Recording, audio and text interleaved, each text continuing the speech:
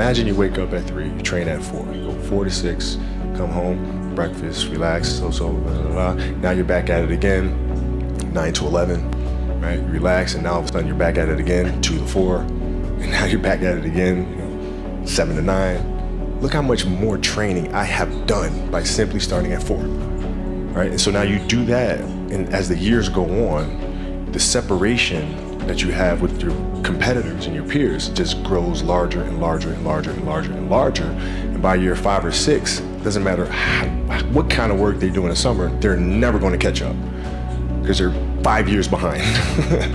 Right? So it makes sense to get up and start your day early because you can get more work in. We're not on this stage just because of talent or ability.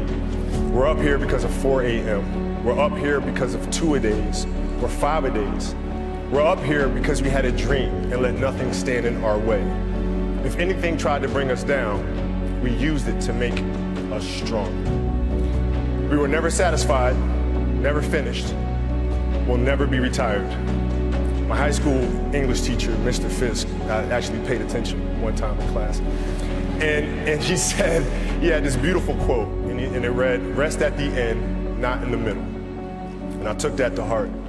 I believe there's time for resting at the end, but for me, that time is not now, but I'm far from done. My next dream is to be honored one day for inspiring the next generation of athletes to have a dream, sacrifice for it, and never ever rest in the middle. I switched my mode into something else, right? For me, it's the equivalent of Maximus Decimus Meridius in Gladiator picking up the dirt, smelling the dirt, it's go time. So that was my mental switch. It was like an actor getting ready for a film. You gotta put yourself in that cage.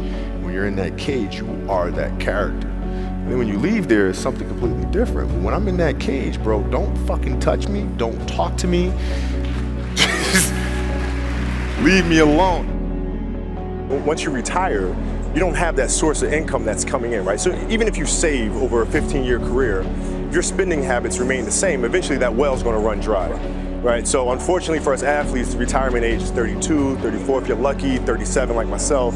What comes next? Right, so the question needs to be, what comes next? What can I do? What is my passion? Not where I can create the most value or generate the most revenue, but what is my next passion? When you find that next passion, everything else will make sense. But that's the hardest part for us.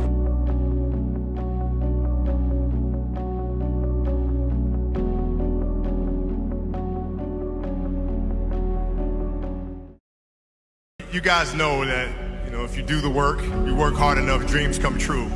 You know that, we all know that.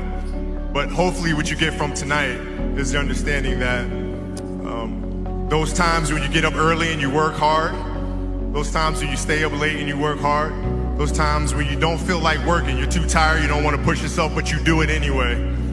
That is actually the dream. That's the dream. It's not the destination, it's the journey.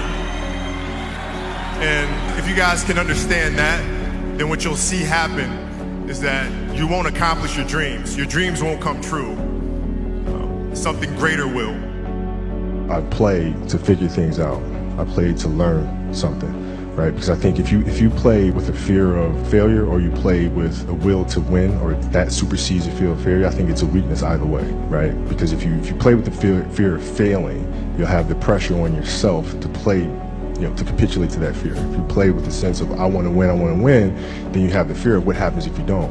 But if you find common ground in the middle, in the center, then it doesn't matter. You're unfazed by either, right? That enables you to really just stay in the moment, stay connected to it, and not feel anything other than what's in front of you. So I try to just be dead center. So if you fail on Monday, the only way it's a failure on Monday is if you decide to not progress from that. Right? So to me, that's why failure is non-existent. Because, if I fail today, okay, I'm going to learn something from that failure and I'm going to try again on Tuesday.